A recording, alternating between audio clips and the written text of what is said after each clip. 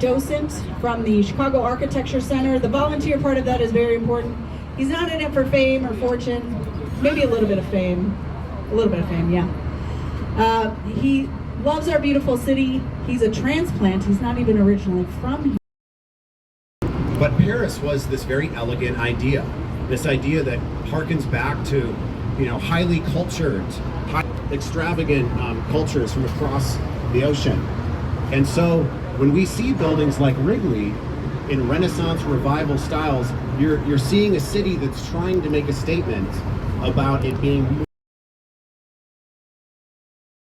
London Guarantee and Accident was a European insurance company coming here to a relatively young city, selling a product that required trust, required security. So think about a courthouse that some of you may have been in, but a courthouse that you've walked past, a library.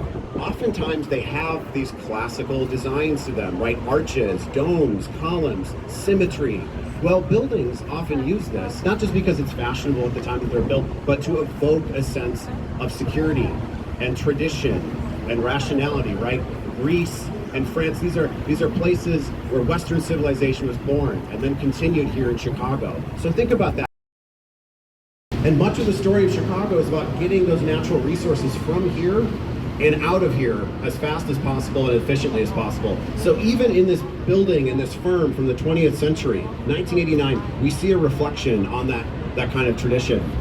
And if you were here 150 years ago, the skyscrapers up and down the river would be grain elevators. The grain elevator was invented in this city. It's one of the reasons why this became such an important place for agribusiness.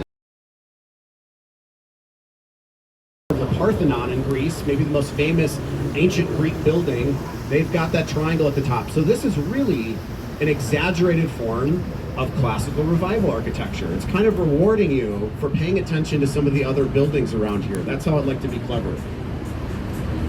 Keep looking left, 2 buildings down, as a stone armchair comes into view. It really looks like a chair just sitting there.